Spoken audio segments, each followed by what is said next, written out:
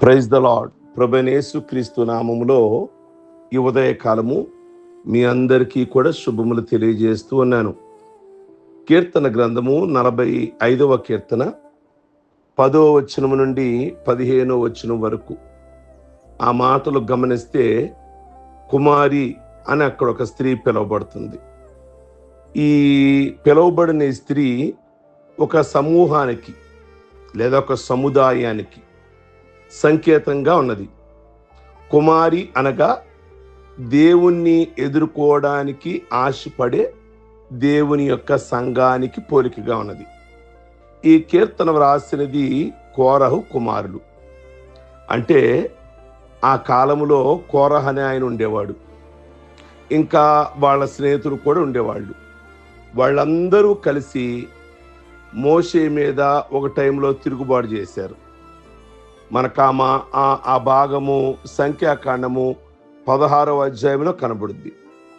అయితే ఆ దినాలలో మోషేతో వారు ఏమన్నారు అంటే, తిరగబడి మీతో మాకిక పని లేదు అని తిరుగుబాటు చేశారు. అయితే మోషే మీద ఎవరైతే తిరుగుబాటు చేశారో వారందరి మీద దేవుని యొక్క కోపం వచ్చి నేల ఈ భూమి నెరవిడిచి వారిని మృంగివేసింది. అట్టి సమయంలో మోషే ప్రియ దేవుని బిడ్డలారా మాటలు విని 24వ వచనంలో ఆ తొలగిపోయిన వారిలో నుండి దూరముగా పారిపోయిన వారు ఈ కోరహ కుమారులు. అంటే వాళ్ళ నాన్న మాట వాళ్ళు వినల, దేవుని సేవకుడు మాట మాత్రమే విన్నారు. వాళ్ళ నాన్న ఆలోచనతో ఏకీభవించల, దైవజనుడైన మోషే మాటతోనే వారు ఏకీభవించారు. కనుక ఇట్టి సత్యాన్వేషకులు కోరహు కుమారులు. అటివారు ఈ కీర్తన రాస్తూ ఉన్నారు. సంగమునకు స్త్రీలకు సరి అయిన హెచ్చరికలు ఇక్కడ మనం గమనిస్తాం. 45వ కీర్తన 10వ వచనంలో కుమారి అని పిలుస్తున్నారు. 11వ వచనంలో ఈ రాజు నీ ప్రభువు, అతడు నీ సౌందర్యమును కోరినవాడు అనే మాటలు మనం గమనిస్తాం.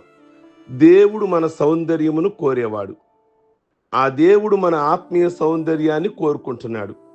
భౌతిక సంబంధమైన అందము కాదు, ఆత్మీయమైనటువంటి అందాన్ని ఆయన కోరుకుంటున్నాడు. అంటే మనమంటే ఆ దేవుడు ఇష్టపడుతున్నాడని మనకు తెలుస్తుంది.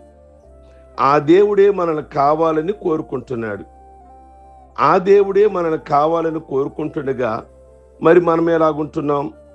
మన ఆత్మీయ స్థితి, సౌందర్యము మనకున్నాయా? ఆత్మీయంగా కురులు, ఆత్మీయంగా లేదా కుంటివారంగా మనమున్నామా?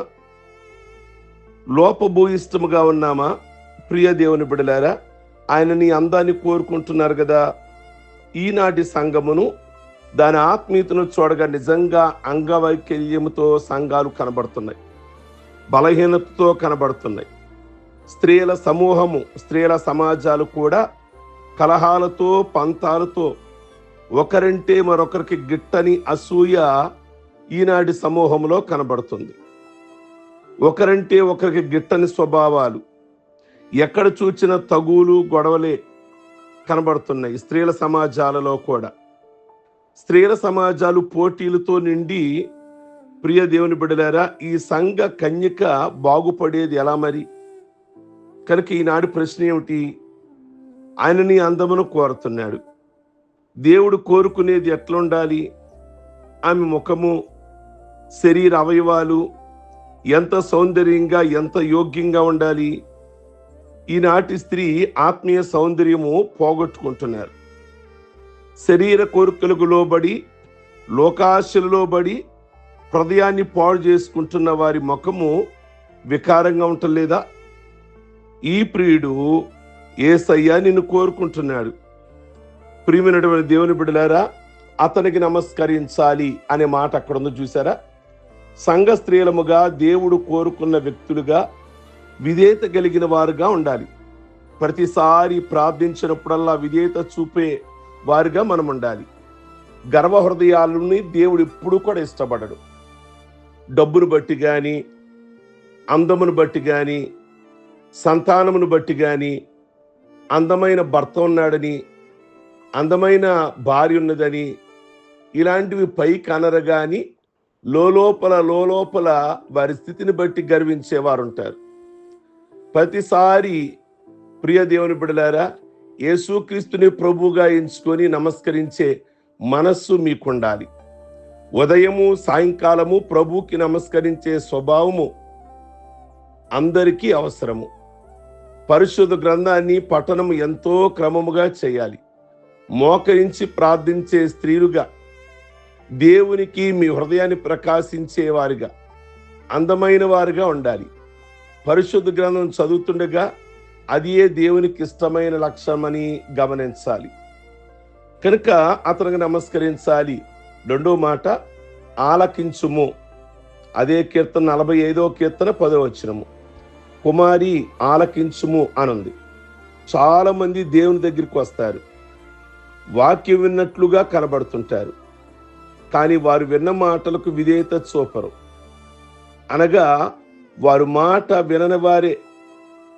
1వ సమూయేలు గ్రంథంలో 14వ అధ్యాయము 23 నుండి చూస్తే ఇక్కడ సౌలు రాజు, ఆయన కుమారుడైన యోనాతాను కూడా కనబడుతున్నారు. సౌలు రాజు శత్రువుతో యుద్ధం చేస్తూ ఓటమి పాలవుచుండగా ఓ తీర్మానం చేసుకున్నాడు. సౌలు రాజు తన సైనికులందరితో ఇలా చెప్పాడు, నేడు మనం ఉపవాసం ఉండి యుద్ధమునకు పోదుము అని సైనికుల చేత ప్రమాణం చేయించాడు. మరుదినము యుద్ధమునకు వెళ్ళగా శత్రువు సౌలు రాజుని సైన్యాన్ని తరుముతున్నాడు. ఇశ్రాయేలు సైనికులు తరుముచూ పోతుండగా మార్గపు అరణ్యములో తేనెకారలు ప్రవహిస్తున్నాయి. యోనాతాను తన చేతి కర్ర ఆ తేనెలో ముంచాడు, ఆ కొనను ముంచాడు, ఆ తేనెని తిన్నాడు. ఇప్పుడు శత్రువు తిరిగి పోరాడుతున్నాడు. ఎందుకు? వీళ్ళు అనుకున్నది ఏమిటి? యుద్ధం చేసే వరకు మేము ఏమీ కూడా తినము అని ఉపవాసం ఉన్నారు. ఇప్పుడు యోనాతాను ఆ విషయాన్ని లక్ష్య పెట్టక తేనె వెళుతుంటే చేతిలో ఉన్న కర్ర కొనముంచి ఆ ఉపవాసానికి భగ్నం అయిపోయింది.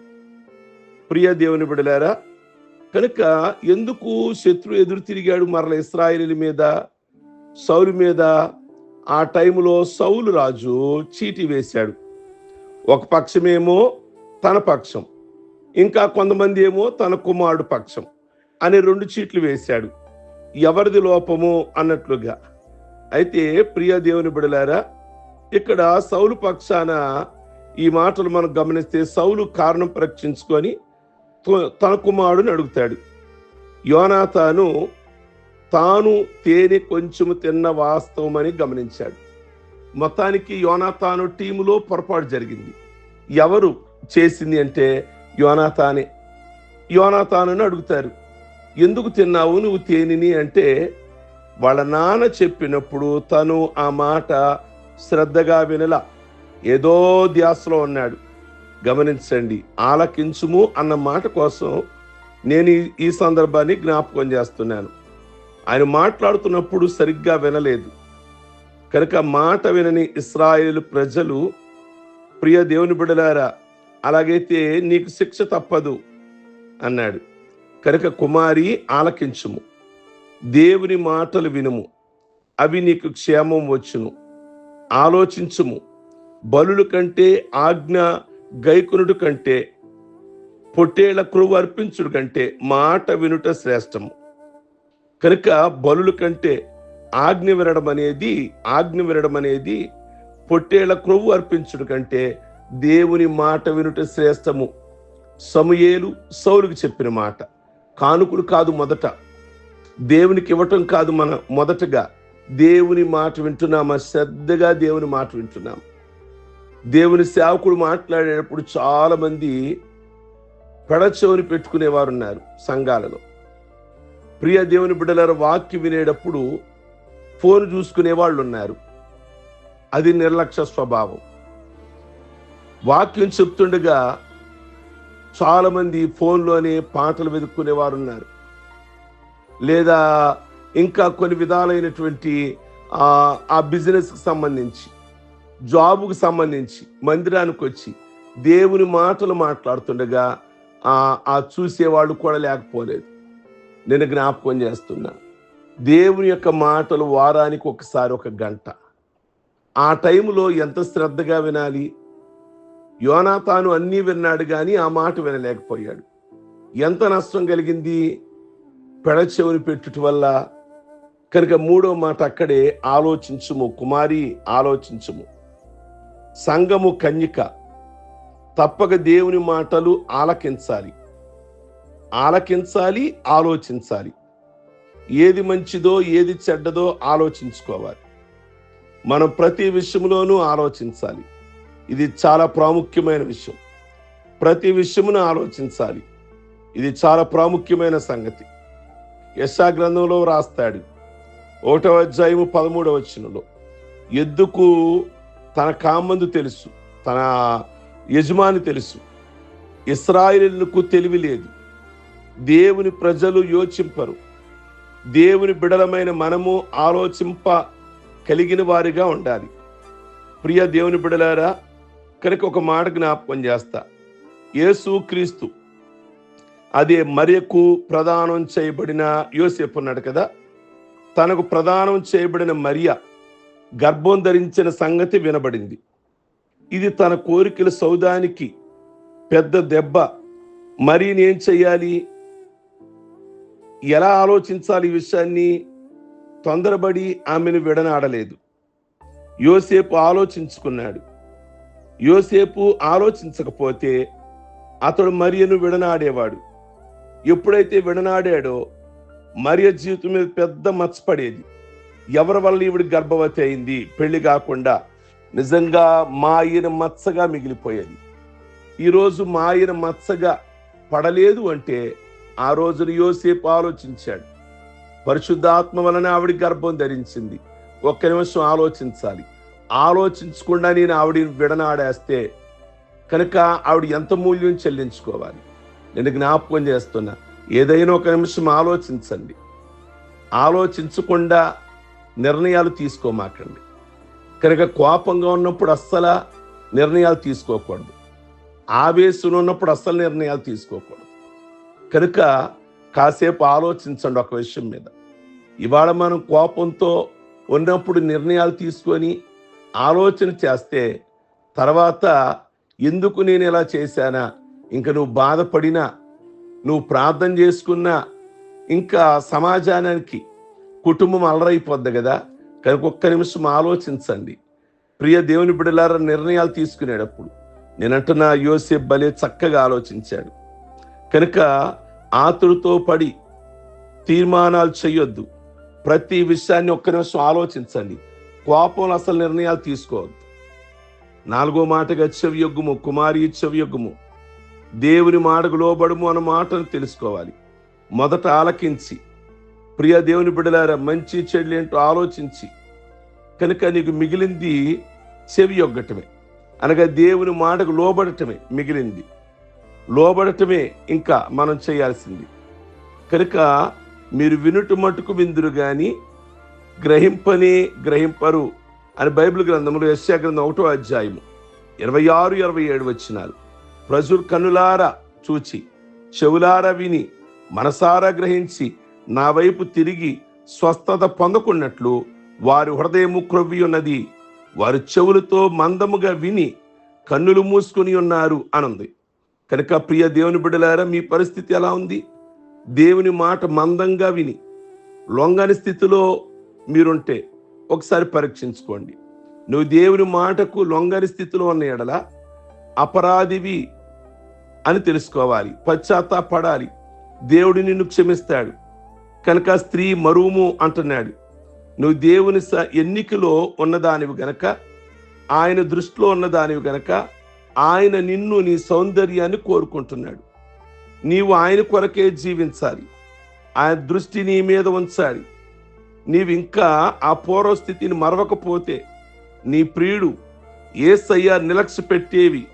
ప్రియ దేవుని బిడ్డలారా, కనుక మరువుము అని అన్నాడు కదా. ఏం మరవాలి? పాత జీవితపు అనుబంధాలన్నిటినీ మర్చిపోవాలి. వాడితో ఉన్న సంబంధాలన్నీ తెంచివేసుకోవాలి. క్రీస్తు కోరిన స్త్రీగా నీవు మరవాల్సినవి ఫస్ట్ స్వజనం, రెండోది ఏమన్నాడు అంటే నీ తండ్రి ఇంటిని అన్నాడు. స్వజనము అంటే ఫస్ట్ మాట ప్రకారంగా క్రిత లోకంలో ఉన్నప్పుడు నీవు లోకస్తురాలివి, అన్యుల ఆచారాలు, పద్ధతులు, ఆ సెంటిమెంటులు, వాస్తులు, ఇంకా కొన్ని కార్యక్రమాలు పూర్తిగా మర్చిపోవాలి. ప్రభు నిన్ను కావాలనుకున్నాడు గనక బంధువులను, ఈ లోక కార్యాలను నువ్వు మర్చిపోవాలి. వారితో సంబంధాలు విడిచిపెట్టాలి. దేవుడు కోరుకున్న ప్రతి వ్యక్తి తప్పక స్వజనాన్ని విడిచిపెట్టాలి. కనుక ఈ ఉదయకాలం ముందు జ్ఞాపకం చేస్తున్నాను, దేవుని బిడలగా, ప్రియ దేవుని బిడలారా, ఈ కీర్తన చాలా ప్రాముఖ్యమైన కీర్తన. సంఘము లేదా స్త్రీ అలా ఉండాలని ప్రభు కోరుకుంటున్నారు. ఈ 4 లక్షణాలు మీలో ప్రభు దయచేయునుగాక. ప్రార్థించుకుందాం. ప్రభువా, మీకు స్తోత్రం.